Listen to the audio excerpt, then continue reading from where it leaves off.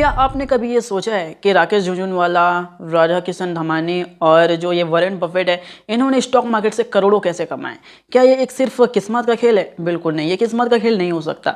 ये एक कला है पोर्टफोलियो को बैलेंस्ड करने का, पोर्टफोलियो को स्ट्रॉन्ग बनाने का और जो हेल्थी पोर्टफोलियो बनाने का ये एक सीक्रेट फॉर्मूला है। अगर आप स्टॉक मार्केट से एक लॉन्ग टर्म वेल्थ बनाना चाहते हैं तो केवल एक या दो स्टॉक को लेकर भूल जाना ये बहुत ही गलत बात है। इसके लिए आपको कैसे आप अपने पोर्टफोलियो को बैलेंस्ड कर सकते हैं, एक हेल्थी पोर्टफोलियो बना सकते हैं और एक स्ट्रॉन्ग डाइवर्सिफिकेशन कैसे कर सकते हैं, तो इस वीडियो में आपको ये सारी सीक्रेट फार्मूला बताने वाला हूं कि आप अपने पोर्टफोलियो को लाल रंग से हरा रंग कैसे कर सकते हैं और अपने पोर्टफोलियो को एक सस्टेनेबल लेवल तक कैसे पहुंचा सकते हैं। वीडियो को पूरा देखें क्योंकि इसमें मैं बताऊंगा कि कैसे आप एक बेस्ट स्टॉक का चुनाव कर सकते हैं। इसमें हम ये भी बात करेंगे कि आप एक बेहतरीन डाइवर्सिफिकेशन कैसे कर सकते हैं और साथ ही साथ हम ये भी बात करेंगे कि आपका जो रिस्क मैनेजमेंट है वो कैसे होना चाहिए और सबसे ज़रूरी जो है वो ये है कि आप एक ग्रोथ स्टॉक कैसे पिक कर सकते हैं। अगर आपको ये वीडियो इन्फॉर्मेटिव और वैल्यूएबल लगे तो चैनल को सब्सक्राइब करना ना भूलें। हम ऐसे ही हर दिन स्टॉक मार्केट से रिलेटेड इन्फॉर्मेटिव कंटेंट लाते रहते हैं। और हाँ, इस वीडियो को लाइक करना बिल्कुल भी ना भूलें क्योंकि इससे हमें पता चलता है कि आपको ऐसे ही कंटेंट पसंद आ रहे हैं और हम आगे भी ऐसे ही कंटेंट लाते रहेंगे। अगर आपका कोई सवाल या सुझाव है तो कमेंट सेक्शन में ज़रूर लिखें। मैं पूरी कोशिश करूंगा आपके सवालों का जवाब देने की। और साथ ही साथ हम आगे बढ़ते हैं और ये जानते हैं कि एक बेहतरीन पोर्टफोलियो आपके लिए कैसे बना सकते हैं। एक बेहतरीन स्टॉक पोर्टफोलियो बनाने के लिए एक बेस्ट स्ट्रेटेजी, साथ ही साथ रिस्क मैनेजमेंट और उसके साथ ही साथ आपको एक बेहतरीन डाइवर्सिफिकेशन का सहारा लेना बहुत ज़रूरी है, जिसके माध्यम से आप एक बेहतरीन स्टॉक पोर्टफोलियो बना सकते हैं। हम यहाँ पर कुछ पॉइंट की चर्चा करेंगे जिसके साथ आप अगर जाएं तो आप एक बेहतरीन पोर्टफोलियो बना सकते हैं। सबसे पहले यहाँ ये देखते हैं कि जो आपके टर्म गोल हैं, कहने का मतलब है कि आप शॉर्ट टर्म गोल चाहते हैं या फिर जो मीडियम टर्म गोल चाहते हैं या फिर हो सकता है कि वो आप लॉन्ग टर्म गोल चाहते हैं कि हम भाई इतने साल तक फ्री होना चाहते हैं या फिर हमें इस साल तक सक्सेस मिल जाएगी, या आप ये भी सोचते हैं कि हम इतना साल तक इन्वेस्टिंग रहना चाहते हैं, या फिर आपके तमाम प्रकार के जो भी गोल्स हैं उसके माध्यम से आप ये सेट कर सकते हैं कि आपको कौन सा स्टॉक लेना है या फिर कितने टाइम तक आपको ये इसमें बने रहना है। सबसे पहले यहाँ पर हम देखते हैं शॉर्ट टर्म गोल्स की। अगर आपको शॉर्ट टर्म में मतलब कम टाइम में अगर आपको ग्रोथ चाहिए तो आपको कौन कौन से पोर्टफोलियो कहने का मतलब कौन कौन से स्टॉक आपके पोर्टफोलियो में रख सकते हैं। तो सबसे पहले हम यहाँ पर देखते हैं कि जो आप चाहते हैं कि ऐसे स्टॉक जो कम टाइम में बहुत ज़्यादा ग्रोथ दे, तो इसमें यार देखो रिस्क भी बहुत ज़्यादा होगा। ऐसे में जो स्मॉल कैप की जो कंपनीज़ हैं, बहुत सारे स्टॉक्स हैं जिसे आप पिक कर सकते हैं। अगर आप ये चाहते हैं कि चलो ठीक है हम शॉर्ट टर्म के लिए इसमें बने रहना चाहते हैं और अपना जो जोखिम है वो कम हो, तो इसके लिए आपको चाहिए जो डिविडेंड देने वाली कंपनीज़ हैं जो थोड़ी बड़ी है उसके साथ आप जा सकते हैं कि वो एक डिविडेंड देती रहे और आपको एक प्रॉफिट भी मिलता रहे। इसके बाद हम देखते हैं मीडियम टर्म। मीडियम टर्म बोलने से जो 3 से जो 7 साल का जो टाइम ड्यूरेशन है कि इतने दिन तक आप बोलते हैं कि हमको इतने दिन तक इसमें इन्वेस्ट रहना है या फिर कोई भी कंपनी में रहना है या फिर हम अपना पोर्टफोलियो जो है वो 3 से 7 साल तक का बना रहे हैं, तो ऐसे में आप एक ग्रोथ स्टॉक के साथ जा सकते हैं। आप ये देख सकते हैं कि जिसने अपने लिस्टिंग समय से अभी तक का जो एक सस्टेनेबल ग्रोथ दिया है और उसकी संभावना है कि वो आगे भी ऐसे ही जो ग्रोथ है वो दे सकते हैं, तो आप ऐसे स्टॉक के साथ जा सकते हैं। ऐसे जो स्टॉक्स हैं आपको मिड कैप में मिल सकते हैं। ऐसे बहुत से स्टॉक है जो आप मिड कैप से ढूंढ सकते हैं और जो अपना पोर्टफोलियो वो यहाँ से मैनेज कर सकते हैं। अब यहाँ पर बात करते हैं लॉन्ग टर्म की। आप बोलते हैं कि भैया हमें कोई प्रॉब्लम नहीं है, 1-2 साल का हम तो देखते ही नहीं, हम 5-6 साल का भी नहीं देखते, हम तो यार अपने पोते नाती के लिए या फिर अपने जो बेटे जो हैं उनके लिए हम ये छोड़ के जाना चाहते हैं, तो आप जा सकते हैं लॉन्ग टर्म में। कहने का मतलब है कि आप एक ब्लू चिप कंपनी में इन्वेस्ट कर सकते हैं, आप सेक्टर लीडर्स में जा सकते हैं।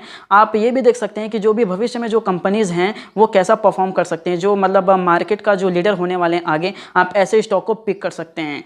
ये तो कहना मुश्किल है कि वो शॉर्ट टर्म में यार अच्छा प्रॉफिट निकाल के दे या ना दे, लेकिन आप ये ज़रूर देखेंगे कि जो लॉन्ग टर्म में बहुत अच्छा ये प्रॉफिट कमाकर आपको दे सकते हैं।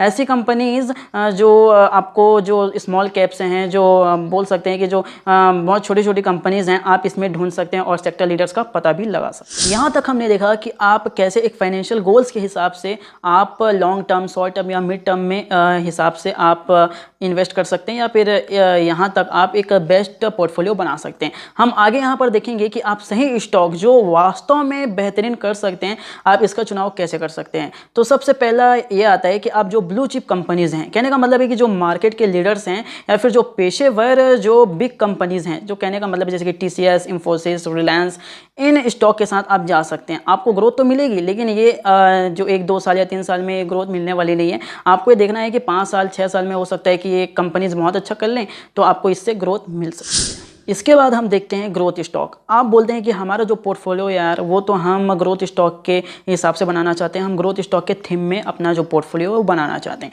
तो आप ऐसे स्टॉक को पिक कर सकते हैं, आप ऐसे स्टॉक के साथ जा सकते हैं जिन्होंने अपने हिस्टोरिकल से लेके अभी तक का जो उसका ग्रोथ है वो बहुत अच्छा रहा है और आगे जो ग्रोथ देने की उसकी कैपेबिलिटी है वो भी स्ट्रॉन्ग है और आगे वो बहुत अच्छा ग्रोथ दे सकता है।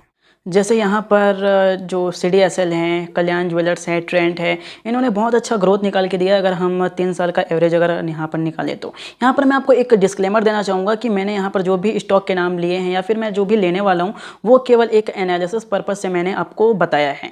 आप स्टॉक पिक करते समय आप अपना एनालिसिस जरूर कर लें। उसके बाद आता है डिविडेंड स्टॉक। अब कई लोग बोलेंगे कि हम ग्रोथ स्टॉक में नहीं जाना चाहते क्योंकि इसके साथ साथ जो फ्लक्चुएशन भी है इस स्टॉक का वो बहुत ज़्यादा है। हम अपने जो स्टॉक है उनको लाल होते नहीं देख सकते, तो उनके लिए एक बहुत अच्छा ऑप्शन है कि वो एक डिविडेंड स्टॉक में जा सकते हैं। डिविडेंड स्टॉक कहने का मतलब ये वो जो स्टॉक है जिन्होंने आपको लगातार जो अपना लाभांश जो है वो दिया हुआ है। हम ऐसे स्टॉक पिक कर सकते हैं जिन्होंने पिछले जो इसका हिस्टोरिकल है, वर्तमान में और जो आने वाले जो उनके फ्यूचर्स जो हैं उनमें भी वो एक बहुत अच्छा एक सस्टेनेबल डिविडेंड है वो दे सकते हैं। ऐसे जो कंपनीज़ हैं वो है जैसे कि HDFC बैंक, हिंदुस्तान जिंक और SCL टेक।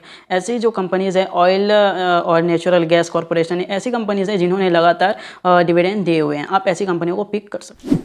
अब आते हैं डाइवर्सिफिकेशन पर। आपके पोर्टफोलियो के लिए डाइवर्सिफिकेशन बहुत ज़रूरी है। क्यों? क्योंकि जब मंदी का दौर होगा ना तब आपका जो पोर्टफोलियो पूरी तरह से धुल जाएगा, पूरा ख़त्म हो जाएगा, आपका पोर्टफोलियो पूरा लाल रंग से रंग जाएगा। इसी कारण ज़रूरी है कि जो डाइवर्सिफिकेशन है वो स्ट्रेटेजी को ज़रूर अपनाएं। आपके पोर्टफोलियो में कम से कम 5 से 6 जो सेक्टर्स हैं उनका स्टॉक होना बहुत ज़रूरी है। ऐसा नहीं कि आपने जो 10-15 स्टॉक जो है वो एक ही सेक्टर या 2 ही सेक्टर के उठा लिए। ऐसे में अगर कोई सेक्टर जो है वो अगर मार्केट के अनुकूल नहीं रहा तो आपका जो पोर्टफोलियो डेफिनेटली लाल तो दिखेगा ही। इसका मतलब ये नहीं है कि आप हर सेक्टर से एक एक जो स्टॉक है उसे उठाएं। आप पहले एनालाइज कर लीजिए कि कौन सा सेक्टर जो है वो अभी चल रहा है और वर्तमान मतलब भविष्य में चलने के लायक है। जैसे आपने जो एयरलाइंस के जो भी स्टॉक्स हैं अगर उनको अगर आपने उठा लिया तो यार वैसे ही वो तो पहले ही बर्बाद हैं। ऐसे में क्या आप बर्बाद होना चाहेंगे? यहाँ पर जो सबसे मेन जो है वो है रिस्क मैनेजमेंट।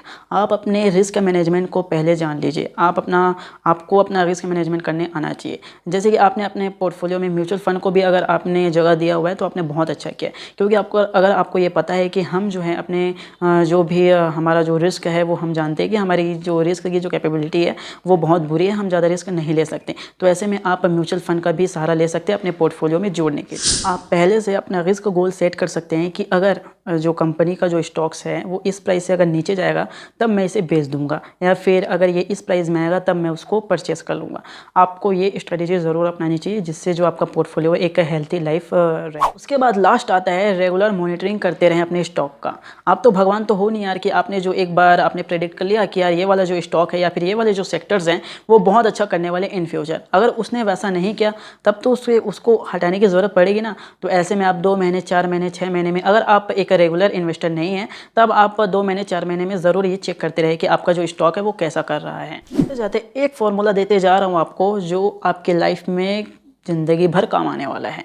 वो ये है कि लॉन्ग टर्म विज़न रखना बहुत ज़रूरी है।